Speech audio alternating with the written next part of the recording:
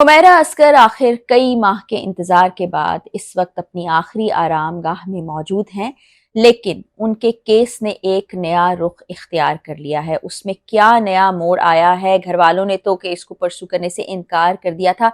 अब कौन है जो इस केस को लेकर आगे चलेगा? वफाकी और सूबाई सतह पर क्या हो रहा है?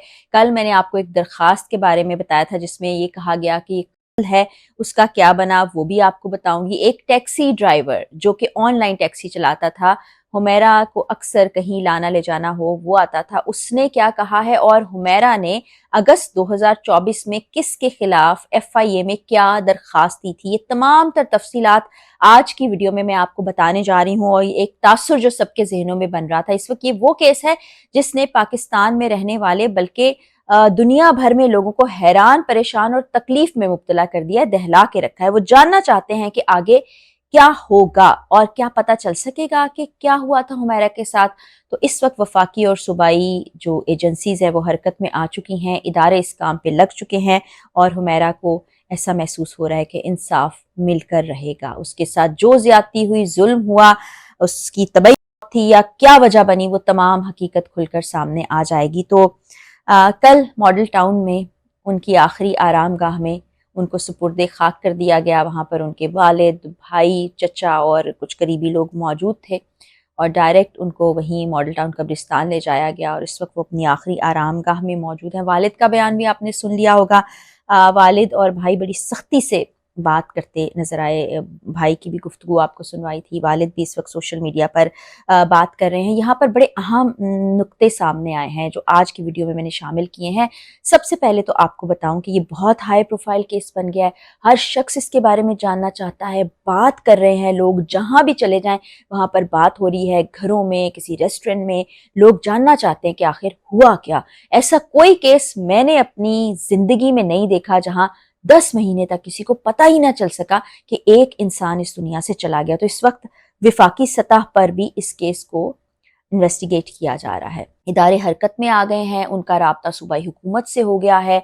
वो चाहते हैं कि फॉरेंसिक मुकम्मल हो जाए, फोन्स का जो गैजेट्स वहाँ से मिले हैं उनका और केमिकल जो नमूने लिए गए थे उनकी हतमी रिपोर्ट आ जाए, फिर इस केस को आगे बढ़ाया जाए। अब बहुत से और लोगों को इन्वेस्टिगेशन के दायरे में शामिल किया जा रहा है और जहाँ पर ये सब कुछ हो रहा है वहाँ पर एक और चीज़ उभर कर सामने आई है कि अगस्त 2024 हुमैरा गई थी एफआईए के ऑफिस अपनी एक साथी अदाकारा के हमरा और वहां उन्होंने बताया था कि मेरी जान को खतरा है, मुझे धमकियां मिल रही हैं, मेरे फोन को हैक कर लिया गया है, मेरे सोशल मीडिया पेजेस को हैक कर लिया गया है और मेरे ही वॉइस नोट्स जो मैं किसी को भेजती हूँ वो वापस मुझे भेजे जा रहे हैं। ये मेरे साथ क्या हो रहा है इसको देखा जाए। अच्छा, तहरीरी तौर पर कोई दरख्वास्त नहीं दी थी, वो खुद वहां पर गई थी और जाके एफआईए के एहलकारों से ये गुफ्तगू की थी जो कि अब खुलकर सामने आ रही है। इस पर अब आगे इन्वेस्टिगेशन होगी क्योंकि अगस्त के बाद सितंबर का महीना गुजरा और एकदम से हुमैरा अरशद गायब हो गई। कुछ जगह पर बात भी की गई, कुछ पब्लिकेशन ने बात की और जैसे कि वो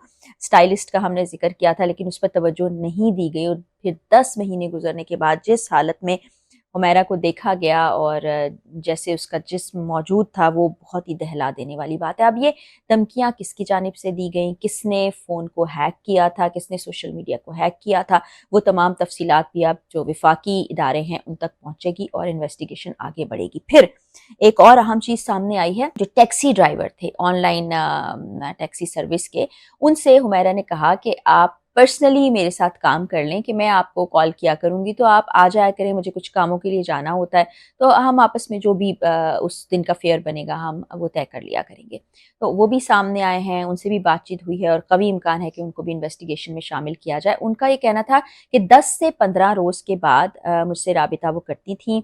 आखिरी दफ़ा वो एक मॉल में गई यानी शॉपिंग करने के लिए गई, उसके बाद 2 दरिया कराची में एक जगह है जहाँ पर रेस्टोरेंट्स हैं, खाना खाने के लिए वो वहाँ गई और उसके बाद अपने घर वापस आ गई। उनका भी यही बताना था जैसा कि इस पूरी इंडस्ट्री ने भी बताया और इनके मिलने जुलने वाले लोगों ने भी बताया कि वो बहुत ज़्यादा सोशल नहीं थी, ज़्यादा लोगों से मिलती जुलती नहीं थी और खामोश तबा थी, ज़्यादातर खामोश बैठी दिखाई देती थी और जब कहीं रिकॉर्डिंग्स के लिए या शूट्स के लिए भी जाती थी तो अपना काम करने के बाद वो एक साइड पर खामोश बैठ जाती थी और किसी ने कोई ऐसी नेगेटिव बात नहीं बताई। वही जो हम नशावर अशिया के इस्तेमाल की बात कर रहे थे उस इम्कान को भी रद्द कर दिया गया تمام لوگوں کی جانب سے کہ وہ بڑی ہیلتھ کانشیس تھیں اور وہ سب کو کہتی تھی کہ آپ بھی اپنی صحت کا خیال رکھیں۔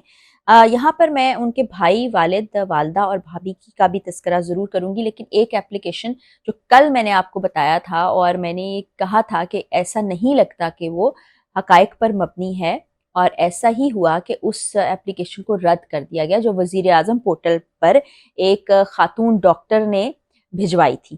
اب پتہ یہ چلا ہے کہ وہ جو خاتون ڈاکٹر جنہوں نے اپنا نام کائنات بتایا تھا، وہ ایک فیک سم سے یہ اپلیکیشن دائر کرتی ہیں، فیک سم سے اس کو رجسٹر کرتی ہیں، اور وہ سم بھومی نامی خاتون کی ہے جو سندھ سے تعلق رکھتی ہیں، اور اس میں انہوں نے جو ایلیگیشنز لگائے تھے وہ سب کے سب فیک ایلیگیشنز تھے، اور اس میں جس فیملی کا ذکر کیا گیا تھا اس فیملی کے سربراہ بھی سامنے آ گئے ہیں، انہوں نے انٹرویو بھی دیا ہے۔ بابر سلیم ہمارے ایک بڑے سینئر اور بڑے منجھے ہوئے کرائم رپورٹر ہیں، ان کے چینل پر آپ دیکھ بھی سکتے ہیں کہ ان کا انٹرویو موجود ہے۔ تو اس کو رد کر دیا گیا کہ اس درخواست میں کوئی حقیقت نہیں ہے۔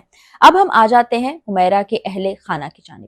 ان کی والدہ نے اس بات کو کنفرم کیا، جیسا کہ بھابھی کے کچھ الزامات سنگین طرز کے سامنے آئے تھے، تو والدہ سے بھی پھر رابطہ کیا گیا تو انہوں نے بتایا کہ ہاں، آخری مرتبہ جب حمیرہ سے میری بات ہوئی تھی وہ بہت پریشان تھی، یعنی کہ مالی طور پر بھی پریشان تھی، ذہنی طور پر بھی پریشان تھی، لیکن حیران کن بات یہ ہے کہ آپ کہہ رہے ہیں کہ ہمارا اس سے کوئی جھگڑا نہیں تھا، کوئی تنازع نہیں تھا، اور ایک بیٹی اور ایک بہن آپ سے ریکویسٹ کر رہی ہے کہ مجھے مدد کی ضرورت ہے، میں پریشان ہوں، اس کے بعد آپ نے اسے تنے تنہا چھوڑ دیا۔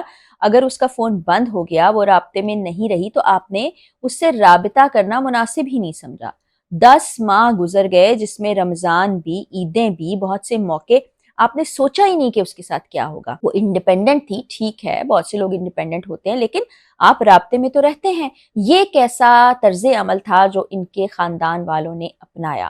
پھر ان کی بھابھی نے یہ کہا تھا کہ جو ان بھائی ہیں نوید، جن کا آپ نے سوشل میڈیا پر بیانات بھی اور ان کا رویہ بھی دیکھ لیا تھا، کہ وہ یہ جو ہما کے سابقہ شوہر ہیں اور ان کے بھائی، ان کو بھی اور جو دوسری بہن ہے ان کو کچھ ایسی ادویات دیتے تھے جس سے ان کی ذہنی صحت ٹھیک نہیں رہی، اور انہی سے لڑائی جھگڑا ہوا تھا حمیرہ کا، جس کے بعد دھکے دے کر ان کو گھر سے نکال دیا گیا۔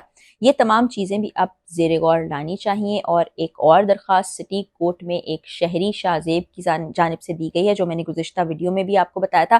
اب اس پر آگے کارروائیاں شروع ہوں گی، عدالت میں آگے پروسیڈنگ بڑھے گی، اور انہوں نے یہ کہا تھا کہ ان کے گھر والوں کو بھی شامل تفتیش کیا جائے اور دیکھا جائے کہ اتنی سنگ دلی اور اتنا قطع تعلق سمجھ سے باہر ہے، یا تو آپ شروع سے ہی ابینڈن کر دیں اپنے بچوں کو، تو سمجھ آتی کہ وہ آپ کے ساتھ رہے ہی نہیں اور یہ سب کچھ ہو گیا۔ اتنے سال وہ آپ کے ساتھ رہی، آتی جاتی تھی، 2 مہینے آ کے رہتی تھی، جس کی بہت سی ذرائع نے کنفرمیشن دی ہے۔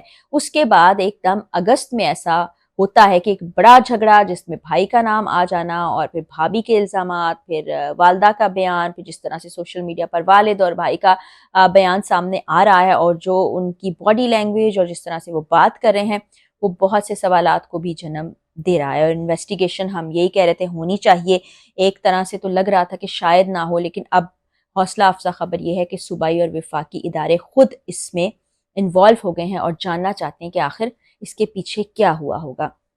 اس معاملے کو سالو ہونا بہت ضروری ہے، اور تمام لوگ اس وقت بہت ہی تشویش میں ہیں۔ آپ یقین جانیں، اتنے دن سے ہم رپورٹنگ کر رہے ہیں، ذہنی طور پر ہم کتنے متاثر ہو رہے ہیں، جذباتی طور پر ہمیں کتنی تکلیف ہو رہی ہے۔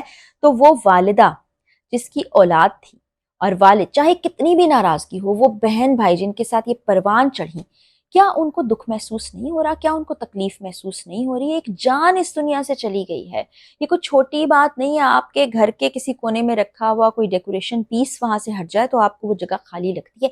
ایک انسان چلا گیا، وہ رابطے میں نہیں تھا، 10 مہینے تک آپ کو ہوش ہی نہیں آئی، اور پھر جب آپ سامنے بھی آئے تو آپ کا رویہ بہت سخت، آپ کا لہجہ بہت تلخ، اور آپ کی آنکھ میں ایک آنسو نہیں تھا۔ یہ بہت ہی الارمنگ ہے، بہت ہی زیادہ تشویش کا سامنا اس وقت ہم کر رہے ہیں، سمجھ نہیں آ رہا کہ یہ کیا ہے۔ بہرحال امید یہ ہے کہ یہ گتھی سلجھے، اور اس دنیا سے جانے کے بعد ہی صحیح حمیرہ کو انصاف ملے، اور ان کی روح کے سکون کے لیے، ان کی اگلی منزلوں کے لیے ہم سب دعا گو ہیں۔ آپ سے بھی ریکویسٹ ہے کہ دعا کیجیے ان کے لیے، اور اللہ تعالیٰ سے اپنے لیے بھی دعا مانگیے۔ اگلی ویڈیو میں بشرط زندگی ملاقات ہوگی۔ اجازت دیجیے، اللہ حافظ۔